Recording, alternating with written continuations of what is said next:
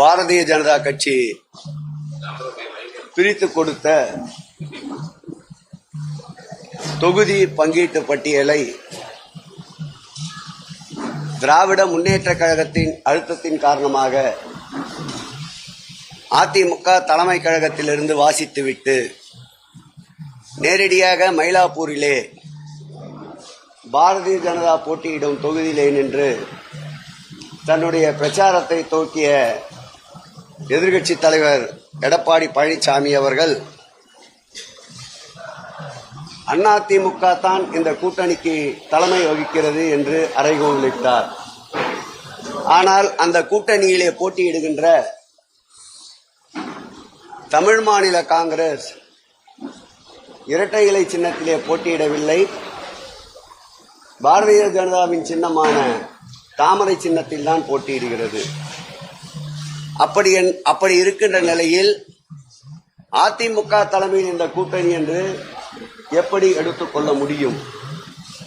அதேபோல் ஆடு நடைகிறதே என்று ஓநாய் கவலைப்பட்டது போல் இந்த கூட்டணியில் தேர்தல் அங்கீகாரம் பெற்ற கட்சியை விட தேர்தல் அங்கீகாரம் இல்லாத கட்சிக்கு கூடுதல் இடங்களை ஒதுக்கிவிட்டதாக கூறியிருந்தார். நான் அவரை வரலாற்றை திரும்ப பார்க்க சொல்லுகிறேன். 2011ஆம் ஆண்டு தேமுதிக அதிமுக கூட்டணியில் இருந்தபோது 41 இடங்கள் ஒதுக்கப்பட்டது. அன்றைக்கு அந்த கட்சிக்கு தேர்தல் அங்கீகாரம் இல்லை. ஆனால் அந்த கூட்டணியிலே இருந்த சிபிஐ, சிபிஎம் போன்ற கட்சிகளுக்கு தேர்தல் அங்கீகாரம் இருந்தது. அன்றைக்கு தேர்தல் அங்கீகாரம் இருந்த கட்சியை விட தேர்தல் அங்கீகாரம் இல்லாத கட்சிக்குத்தான் கூடுதல் இடங்கள் ஒதுக்கப்பட்டது என்பதை வரலாற்றை எடப்பாடி பழனிசாமி அவர்கள் மறந்துவிட்டார். அதேபோல் சென்னையை பற்றி பேசுகின்ற பொழுது தண்ணீரில் தத்தளிப்பதாக சொன்னார். கடுமையான புயல், மழை, வெள்ளம் வந்தபோது வெளி உலகத்துக்கே வராதவர். கொரோனா என்ற நோய் தொற்று தமிழகத்தை ஆட்டிவித்த போது ஆட்சி அதிகாரத்திலே இருந்த அன்றைய முதலமைச்சர் எடப்பாடி பழனிசாமி அவர்களோ அல்லது அவருடைய சகாக்களான அமைச்சர் பெருமக்களோ வீதிக்கு வரவில்லை. அன்றைக்கும் வீதியிலே இருந்து மக்களுக்காக, மக்களின் நலனுக்காக உடையும் உணவும் மருந்தும் வழங்கியவர் இன்றைய முதலமைச்சர், அன்றைய எதிர்க்கட்சி தலைவர் மாண்புமிகு தமிழக முதல்வர் அவர்கள். அன்றைய தினம் கொரோனா நோய் தொற்று பரவுகிறது, சட்டமன்ற கூட்டத்தை வேண்டாம் என்று மாண்புமிகு முதலமைச்சர் அவர்கள் இன்றைய எதிர்க்கட்சி தலைவர், இன்றைய முதலமைச்சர் அன்றைய எதிர்க்கட்சி தலைவர் வலியுறுத்திய போது கொரோனாவால் ஒரு உயிர் கூட தமிழகத்தில் மடியாது என்று அறைகோலிட்டார். ஆனால் ஆயிரக்கணக்கான உயிர்கள் மடிந்த பிறகுதான் கொரோனா நோய் தொற்றை உணர்ந்தார். அந்த கொரோனா நோய் தொற்றிலிருந்து தமிழக மக்களை மீட்டவர் 2021ஆம் ஆண்டு ஆட்சிக்கட்டிலுக்கு வந்த பிறகு அந்த கொரோனா நோய் தொற்றின் போது தமிழக முதல்வர் 5000 ரூபாய் தர வேண்டும் என்று கோரிக்கை வைத்த போது அதில் 1000 ரூபாய் கொடுத்து நழுவிய அன்றைய முதல்வர் எடப்பாடி பழனிசாமிக்கு பதில் சொல்லுகின்ற வகையில் ஆட்சி பொறுப்பை ஏற்றவுடன் 4000 ரூபாயை அனைத்து குடும்பங்களுக்கும் வழங்கிய பெருமை இன்றைய முதல்வர் மாண்புமிகு தமிழக முதல்வர் திராவிட மாடல் ஆட்சியின் நாயகன் அவர்களை சாரும். நேற்றைக்கு பேசுகின்ற பொழுது மாண்புமிகு எதிர்க்கட்சி தலைவர் அவர்கள் தமிழ்நாட்டிலே, குறிப்பாக சென்னையிலே வளர்ச்சி திட்டப் பணிகள் ஏதும் பெரிதாக நடைபெறவில்லை என்று குறிப்பிட்டார். அரண்டவன் கண்ணுக்கு இருண்டதெல்லாம் பேய் என்பதை போல் எங்களுடைய ஆட்சி காலத்தில்தான் வடசென்னை வளர்ச்சி திட்டம் என்ற ஒரு உன்னதமான திட்டத்தை மாண்புமிகு தமிழக முதல்வர் கொண்டு வந்தார். அந்த திட்டத்தால் பாதுகாக்கப்பட்ட குடிநீர், சீரான கழிவுநீர் ஓட்டம், தடையில்லா மின்சாரம், பக்தவச்சலம் காலத்திலே கட்டப்பட்ட பள்ளி, மாதாவரத்திலே இருந்த பள்ளியை கூட இன்றைக்கு தனியார் பள்ளிக்கு அளவிற்கு தரமுயர்த்தி கட்டியிருக்கின்ற சூழல். அதேபோல் அரசு மருத்துவமனைகள், அதேபோல் அரசு தடையில்லா மின்சாரத்திற்காக புதிதாக 33/11 கிலோவாட் கொண்ட துணை மின் நிலையங்கள், 130/11 கொண்ட துணை மின் நிலையங்கள் என்று எண்ணிலடங்கா திட்டங்களை சென்னைக்கு கொண்டு வந்து வட சென்னையை இன்றைக்கு வாடாத சென்னையாக மாற்றிய பெருமை மாண்புமிகு தமிழக முதல்வரை சாரும். அதற்கு ஒரு சாட்சி வேண்டுமென்றால் நம்முடைய வாட்டர் பேசின் ரோடு என்று சொல்லப்படுகின்ற தண்ணீர் தொட்டி தெருவிற்கு சென்று பாருங்கள். ஒரே இடத்தில் 700 குடியிருப்புகள் கட்டி முடிக்கப்பட்டிருக்கின்றன. 140 குடியிருப்புகள் கட்டப்பட்டு வருகின்றன. 2.5 ஏக்கர் நிலப்பரப்பில் பாக்ஸிங் கோர்ட், டென்னிஸ் கோர்ட், விளையாட்டு மைதானம், ஃபுட்பால் கிரவுண்ட் கொண்ட ஒரு அமைப்பு. அதே அமைப்பில் அதை ஒட்டி முதல்வர் பெயரிலே திருமண மண்டபங்கள் 10 லட்சம் 15 லட்சம் என்று சிறப்பான முறையில் திருமணம் செய்ய வேண்டும் என்றால் தென் சென்னையை நோக்கி ஓடிக்கொண்டிருந்த மக்களுக்கு உதவிகரமாக வட சென்னையிலேயே 70,000 ரூபாய் செலவில் வாடகை என்று நிர்ணயிக்கப்பட்டு திருமண மண்டபம். அதே இடத்தில் இலவசமாக மக்களுக்கு டயாலிசிஸ் சென்டர். அதே இடத்தில் சென்னை பெருநகரத்தினுடைய மாநகராட்சியினுடைய அரசு அச்சகம்.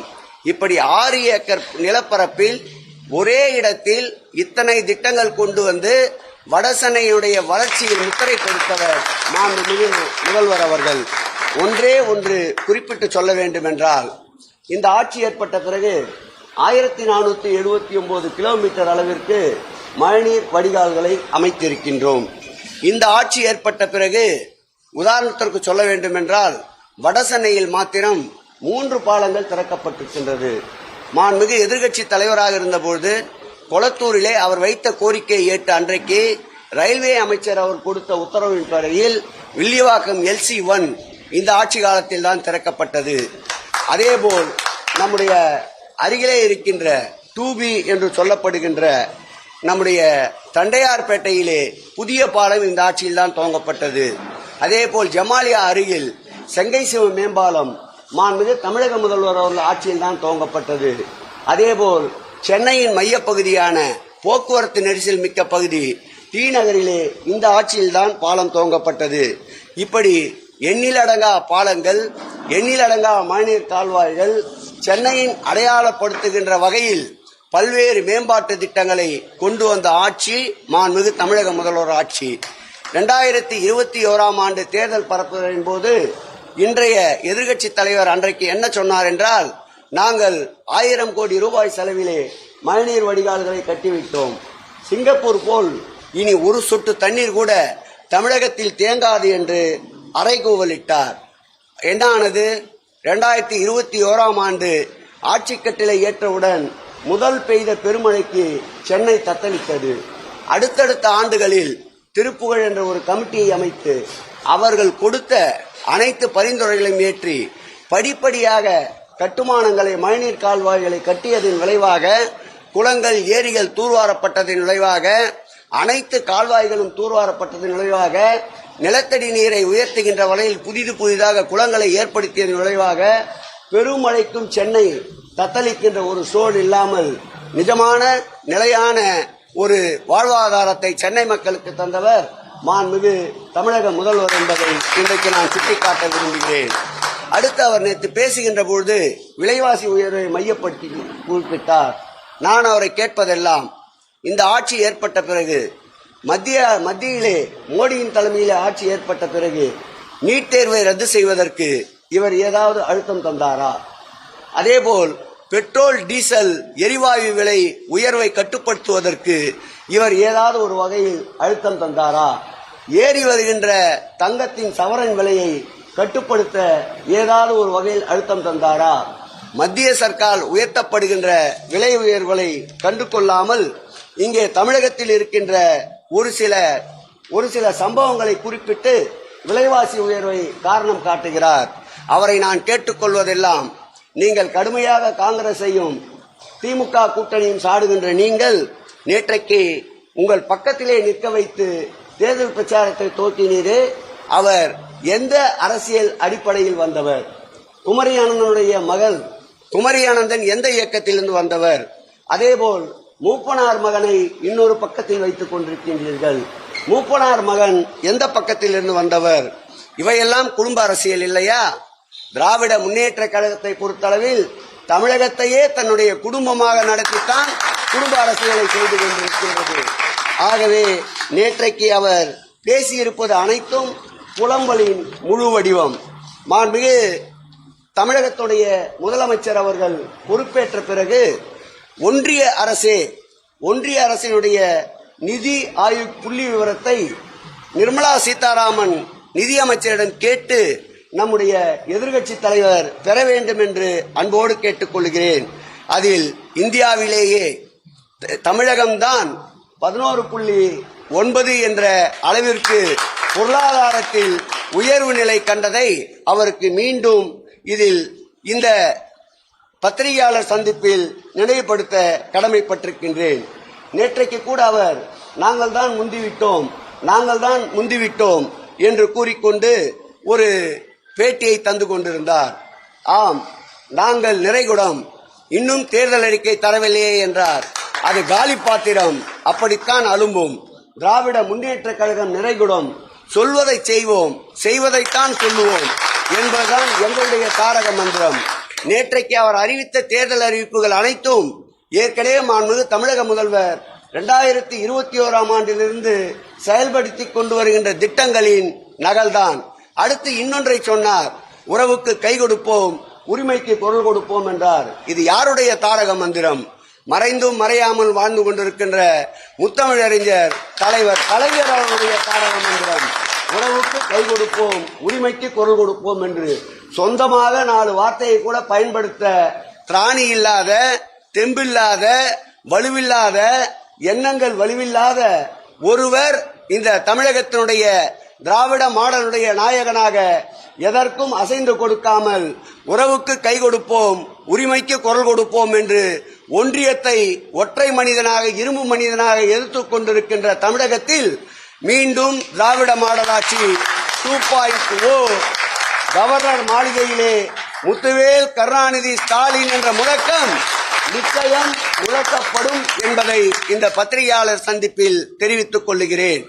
பயத்திலே முன்கூட்டியே ஓட ஆரம்பித்திருக்கின்ற எடப்பாடியார் அவர்களே, எங்களுடைய படை ஏற்கனவே தமிழகத்தில் இருக்கின்ற அனைத்து தெருக்களில் ஒன்றிணைவோம் தமிழ்நாடு என்ற தலைப்பிலேயே, ஓரணியில் தமிழ்நாடு என்ற தலைப்பிலேயும், வெல்லும் தமிழ் பெண்கள் என்ற தலைப்பிலேயும் மக்களிடம் ஊடுருவி இருக்கின்றது.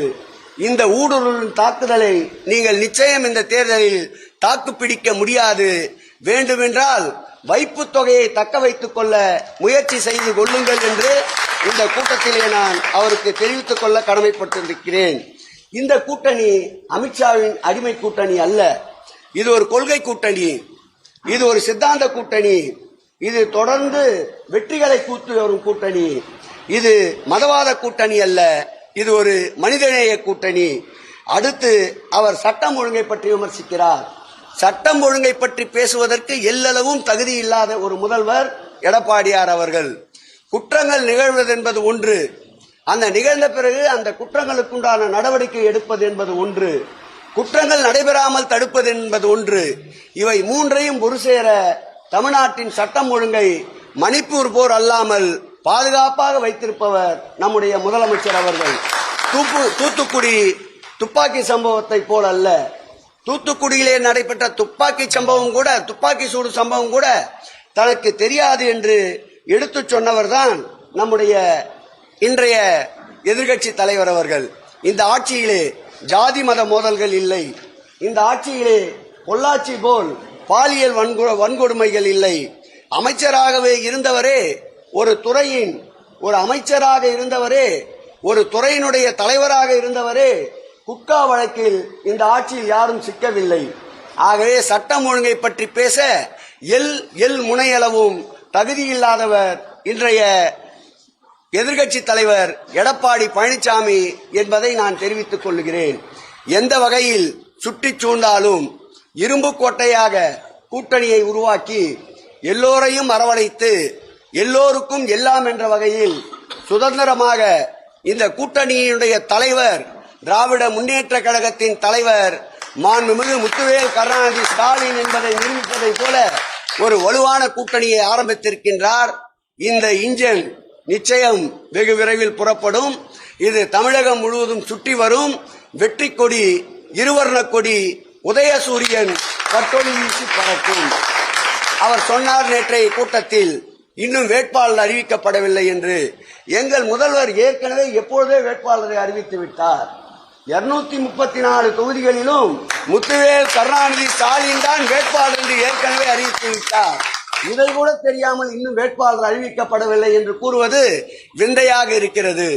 ஆகவே எந்த முனையிலிருந்து எப்படிப்பட்ட தாக்குதல் வந்தாலும் அது சிபிஐ என்றாலும் சரி, அல்லது இடி என்றாலும் சரி, அல்லது ஐடி என்றாலும் சரி, அத்தனையும் தாண்டி மக்களோடு துணையோடு, மக்கள் துணையோடு, மக்கள் கூட்டணியோடு நிச்சயம் இரண்டாவது முறையாக முத்துவேல் கருணாநிதி ஸ்டாலின் ஆட்சி அமைப்பார். 7வது முறையாக திராவிட முன்னேற்ற கழகம் அரியணையில் அமரும் அமரும் அமரும். கேளுங்க. அதிமுக கூட்டணி கட்சி தலைவர்கள் சுதந்திரமாக இருக்கிறார்கள். கூட்டணியில ஒவ்வொரு கட்சியும் பதறிக் கொண்டிருக்கிறது. தேர்தல் நேரத்தில் கூட்டணி கட்சிகளுக்கு திமுக தகுந்த அந்தஸ்து கொடுப்பதிலிருந்து நேற்றைக்கு கூட உலகநாயகன் கமலஹாசன் அவருடைய பேட்டியை கூர்ந்து கவனித்தால் தெரியும்.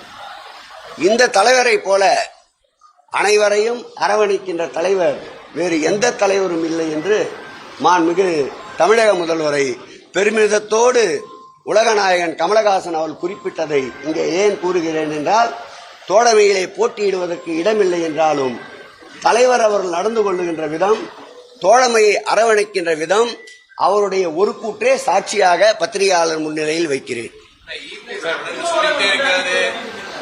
தம்பி என் பக்கத்திலே உட்கார்ந்துருக்கு.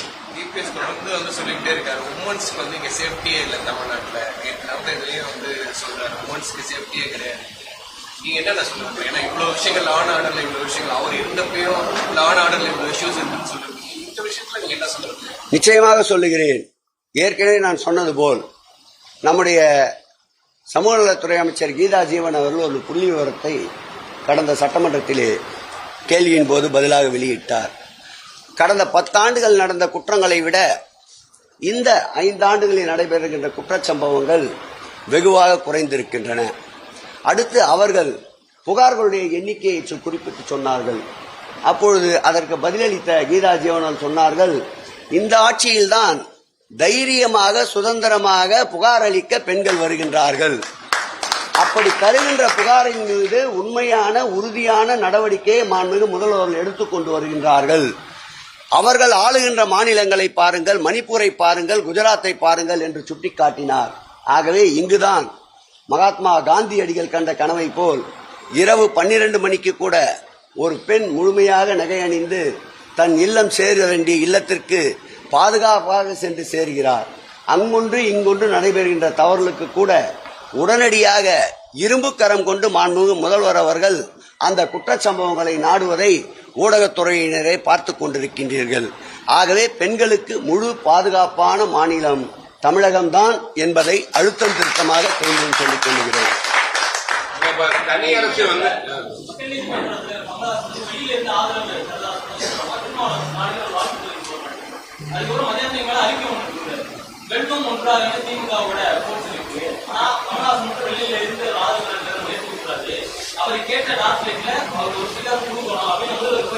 அவருடைய கருத்து எல்லோருக்கும் ஒரு குடும்ப தலைவன் போல் மாண்புமிகு தமிழக முதல்வர் அவர்கள் இருக்கின்றார்.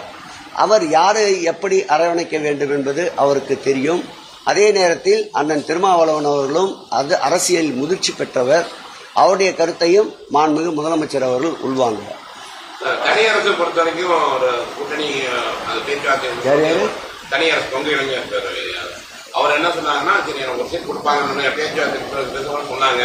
ஆனா அவங்க திடீர்னு என்ன காரணம்னு தெரியல, சீட்டு ஒதுக்கலான்னு அதிருப்தியில சொன்னாங்க. இப்போ வந்து உயர்மன கூட்டம் நடந்துட்டு இருக்கு, கூட்டணியில் இருக்கிறதா இல்லையான்னு சொல்றாரு இருக்காரு. ஏன்னா அவர் அதிமுக கூட்டணி வந்து உங்களுக்கு ஆதரவு தெரிவிக்க வந்தவர். அவராகட்டும் கருணாஸ் ஆகட்டும், நிச்சயம் மாண்புமிகு தமிழக முதல்வருக்கு அனைவருக்கும் அவருடைய இதயத்திலே இடம் இருக்கின்றது. ஆனால் எண்ணிக்கை என்பது 234 தான். அதை அனுசரித்து தேர்தல் வியூகங்களில் எங்கெங்கு எப்படி சாட்டையை சோற்றினால் வெற்றி நம் பக்கம் திரும்புமோ அதை முடிவெடுக்கின்ற அரசியல் ஞானியாக எங்களுடைய முதல்வர் இருக்கின்றார். கால் நகம் முளைத்த காலத்திலிருந்து அரசியலிலே பயணிப்பவர். அவர் அரசியல் என்று தொடங்கிய 14 வயதிலிருந்து இதுபோல தேர்தல் கூட்டணியில் கலைஞரிடம் பயிற்சியை பெற்றவர். ஆகவே அனைவரையும் அரவணைத்து ஒரு குடையின் கீழ் கொண்டு வருவார். இத்தனை ஆண்டுகளாக திமுக சென்னையில கள்ள ஓட்டு போட்டு சென்னையை கோட்டையாக வச்சிருந்தாங்க. ஆனா சென்னை ஓட்டை விழுந்திருக்கு அப்படின்னு சென்னையை எப்படியெல்லாம் கொச்சைப்படுத்த வேண்டுமோ தற்குறிகள் ஆரம்பித்து அனைவருமே சென்னையை, அதுவும் குறிப்பாக வட சென்னையை எவ்வளவு கலங்கப்படுத்த முடியுமோ அவ்வளவு கலங்கப்படுத்துகிறார்கள். கெஞ்சா என்கிறார்கள், போதை என்கிறார்கள், திருட்டு வழக்கு என்கிறார்கள், அதே போல் கள்ள ஓட்டு என்கிறார்கள். இந்த அவமானத்திற்கு வருகின்ற சட்டமன்ற தேர்தலில் வடசென்னை மக்கள் தகுந்த பதிலை தர தயாராக இருக்கின்றார்கள். இந்த வடசென்னையை இன்றைக்கு வாழ்விக்க வந்த தெய்வமாக மாண்புமிகு தமிழக முதல்வரைத்தான் பாராட்டி கொண்டிருக்கின்றார்கள். எங்கு பார்த்தாலும் வடசென்னையில் பூத்து குலுங்குகின்ற பூங்காக்கள், போக்குவரத்து கழகம் ஆரம்பிக்கப்பட்ட போது கட்டப்பட்ட பேருந்து முனையத்தை மாண்புமிகு தமிழக முதல்வர் காலத்தில்தான் வடசென்னை வளர்ச்சி திட்டத்தின் கீழ் ஆர்கே நகரில் முதலில் அந்த பேருந்தை 19 கோடி ரூபாய் செலவில் புதிதாக கட்டமைத்திருக்கின்றார்.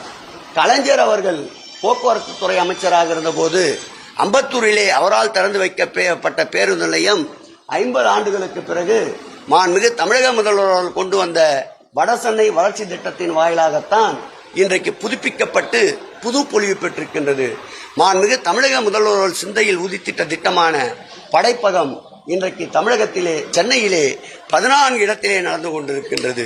அது மாத்திரமல்ல, மாலை நேர வகுப்பிற்கு மாணவ செல்வங்கள் செல்வதற்கு அதிக கட்டணத்திலே மாலை நேர வகுப்பை படிக்க வேண்டும் என்பதற்காக அவர்களுக்கென்று கல்விச்சோலையை உருவாக்கியவர் மாண்புமிகு தமிழக முதல்வர் அவர்கள். சென்னையை பொறுத்தமட்டில் தனியார் பள்ளிக்கு நிகராக அரசு பள்ளியை, குறிப்பாக மாநகராட்சி பள்ளிகளை தரம் உயர்த்தி இன்றைக்கு அதிக அளவு மாணவ செல்வங்கள் பயில்வதற்குண்டான கட்டமைப்பை உருவாக்கியவர் மாண்புமிகு தமிழக முதல்வர் அவர்கள்தான். நம்முடைய பள்ளி கல்வித்துறை அமைச்சர் சொல்வது போல் ஒரு காலத்தில் மாநகராட்சியினுடைய பள்ளிகள் வறுமையின் குறியீடாக இருந்தது. இன்றைக்கு மாநகராட்சி பள்ளிகள் பெருமையின் குறியீடுகளாக இருக்கின்றது. முதலில் சென்னையிலே அரசு கலை கல்லூரியை மாண்புமிகு தமிழக முதல்வர் தான் இந்து சமய அறநிலையத்துறையின் சார்பில் உச்ச நீதிமன்றம் தொடங்கி உயர் நீதிமன்றம் வரையில் தொடுத்த பல சட்ட போராட்டங்களை சந்தித்து சென்னையிலே அரசின் சார்பிலே ஒரு கல்லூரியை இந்து சமய அறநிலையத்துறை சார்பில் நிறுவியவர் மாண்புமிகு தமிழக முதல்வர் தான் என்பதை பள்ளிக்கு, கல்லூரிகளுக்கு, பூங்காக்களுக்கு, உடற்பயிற்சி கூடங்களுக்கு புத்துயிர் அளித்த ஆட்சி திராவிட மாடல் ஆட்சி என்பதை சென்னை மாநகர மக்கள் நன்றாக உணர்ந்திருக்கின்றார்கள். இந்த மக்களை சிறுமைப்படுத்தியவர்கள் இந்த தேர்தலில் பின்னங்கால் பிடரியில் அடிபட ஓட விரட்டுவார்கள் என்பதை தெரிவித்துக் கொள்கிறேன்.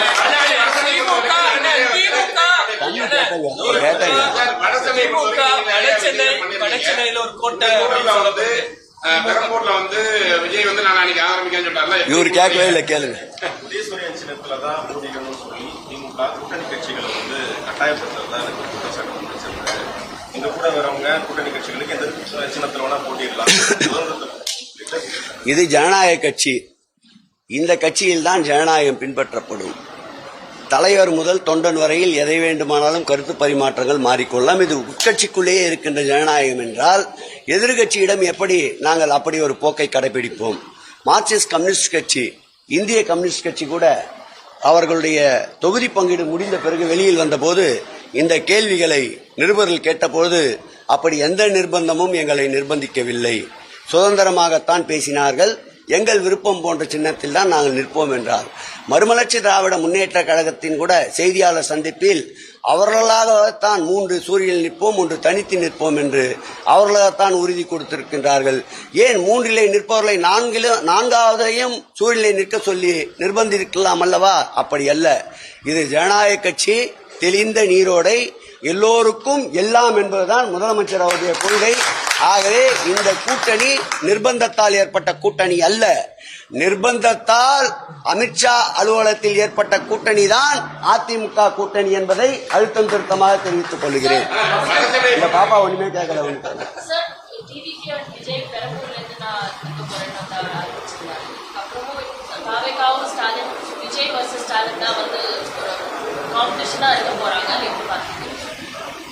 எங்களை பொறுத்தளவு எங்கள் கண்ணு கேட்டிய தூரம் வரை எதிரியே தெரியவில்லை என்றுதான் நாங்கள் சொன்னோம். நான் பார்த்தது கேள்வி ஒரே ஒரு லேடிஸ் தான் கேள்வி கேட்டது. 75 ஆண்டுகள் பவள விழா கண்ட இயக்கம். உங்கள் முன்பு பேட்டியிலே உட்கார்ந்து இருக்கின்ற நான் கூட 45 ஆண்டுகளை கடந்து அரசியல் பயணத்திலே இருக்கின்றேன். நல்லது கெட்டது, தீமைகள் நன்மைகள், புயல் வெள்ளம், இயற்கை சீற்றம், தீ விபத்து, பல குடும்பங்களுடைய சூழ்நிலைகள், இவற்றையெல்லாம் அனுசரித்து மக்களோடு மக்களாக ஒன்றாக பழகியவர்களை விரும்புவார்களா, அல்லது விருந்தினர் போல் எப்போதாவது ஒரு வேளை வீட்டிற்கு வருபவர்களுக்கு ஒரு தட்டு உணவு அறிந்து விட்டு திரும்பி அனுப்பிவிடுவது அப்படி இருப்பவர்களை விரும்புவார்களா? ஆகவே குடும்பமாக 75 ஆண்டுகள் பவள விழா கண்ட இயக்கம் தமிழகத்திலே வேரூன்றி இருக்கின்றது. அதைத்தான் நான் முன்பு பேட்டியிலே சொல்லும்போது கூட சொன்னேன். எங்கள் தலைவர் காலிலே நிகம் முளைத்த காலத்திலிருந்து அவர் கால்படாத இடங்களே தமிழகத்தில் இல்லை. இன்றைய அரசியல் உலகில் மிகவும் தெளிவாக மக்கள் இருக்கின்றார்கள். சீர்தூக்கி பார்ப்பார்கள். தியாகத்திற்கா அல்லது வேஷத்திற்கா, தேர்தலுக்கா அல்லது நாட்டினுடைய முன்னேற்றத்திற்கா என்று சீர்தூக்கி பார்க்கின்ற பொழுது நிச்சயம் எந்த இதுவாக இருந்தாலும் எடைக்கல்லிலே அதிக உயரத்தில் இருப்பவர் எங்களுடைய மாண்புமிகு திராவிட மாடல் ஆட்சியுடைய நாயகன் முதலமைச்சர் முத்துவேல் கருணாநிதி ஸ்டாலினாகத்தான் இருப்பார். நிறைய சொல்லிட்டேன். வடசென்னை பொறுத்தவரைக்கும் நிறைய ஒர்க் பண்ணிருக்கீங்க, நிறைய ஓட்டு பண்ணி. ஆனா சென்னையை பொறுத்தவரைக்கும் எப்பவுமே போலிங் சதவீதம் குறைஞ்சிட்டு வருது. தென் சென்னையை பொறுத்தவரைக்கும் கூடுதலாக நீங்க சொன்ன மாதிரி வடசென்னை கொடுத்தாலுமே இந்த கூடுதலா உங்க கட்சியுடைய செயல்பாடு எப்படி இருக்கும்? ஓட் போலிங் அதே பண்ணி என்ன பண்ணிருக்கீங்க சார்? நான் தான் சொன்னேன் சார், எந்த கட்சியிலுமே பாக முகவர்களை இன்னும் முழுமையாக நியமிக்கவில்லை. திராவிட முன்னேற்ற கழகம் மாத்திரம்தான் பாக முகவர்களை முழுமையாக நியமித்து தேர்தல் அங்கீகாரம் பெற்றிருக்கின்றன. அது மாத்திரமில்லாமல் பாக முகவர்களுக்கு அடுத்து பிடிஏ என்று ஒரு பாக முகவர் நியமித்திருக்கின்றோம். பிடிஏ என்றால் டிஜிட்டல் ஏஜென்ட், இந்த நவீன காலத்திற்கு ஏற்றாற் போல் செயல்படக்கூடியதற்கு. அடுத்து தேர்தல் களத்திலே ஓட்டம் எப்படிப்பட்ட சூழல் இருந்தாலும், வெயிலாக இருந்தாலும், மழையாக இருந்தாலும், இரவாக இருந்தாலும், பகலாக இருந்தாலும் ஓடுவதற்கு பிஒஏ என்று ஒருவரை நியமித்திருக்கின்றோம். அவர் இளைஞரணியை சார்ந்தவர். இப்படி பகுத்து பார்த்து தரைப்படை, கடற்படை, காலாட்படை, குதிரைப்படை, யானைப்படை அனைத்தையும் தயார் செய்து தேர்தல் களத்திற்கு தயாராக வைத்திருக்கின்றோம்.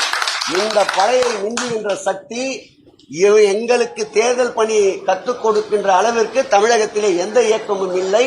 தேர்தல் பணிக்கென்று ஒருவருக்கு சான்றிதழ் தர வேண்டும் என்றால், ISI முத்திரம் வேண்டும் என்றால், அது திராவிட முன்னேற்ற கழகத்திற்குத்தான் தருகின்ற அளவிற்கு இந்த இயக்கத்துடைய தொண்டன் பயிற்சி பெற்றுள்ளான்.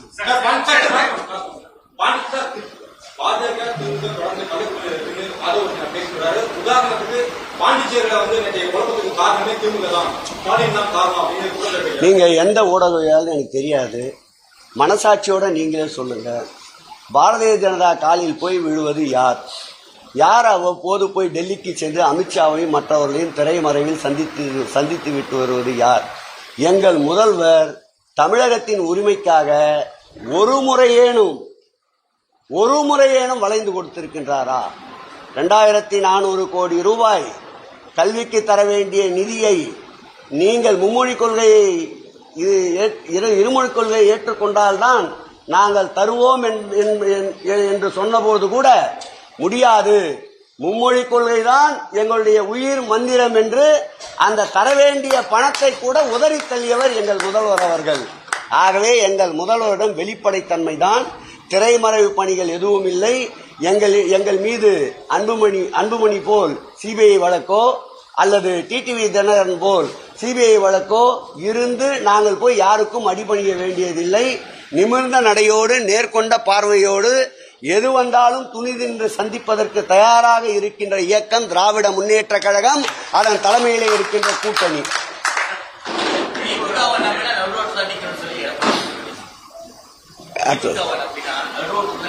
அந்த இயக்கத்தை நம்பிய நிறைய பேர், செங்கோட்டையின் போன்றவர்கள் எல்லாம் நடுரோட்டில் நிற்க வைத்தவர் அவர். நடுரோட்டை பற்றி பேசக்கூடாது. திராவிட முன்னேற்ற கழகத்தை நம்பி இதுவரையில் யாரும் கெட்டதில்லை. திராவிட முன்னேற்ற கழகத்தை நம்பாமல் கெட்டவர் பட்டியல் தான் அதிகம்.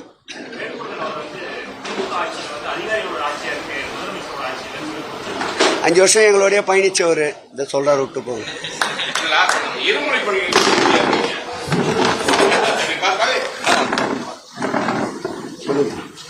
இருமொழி கொள்கையில ஏன் உறுதியா இருக்கீங்க?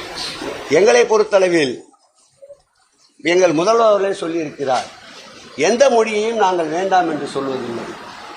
ஒரு மொழி வேண்டப்படாமல் மக்களின் மீது திணிக்கப்படும் போது அதை எதிர்ப்பதுதான் எங்களுடைய கொள்கை. ஆகவே தான் நாங்கள் மும்மொழி கொள்கையை ஆதரிக்கின்றோம்.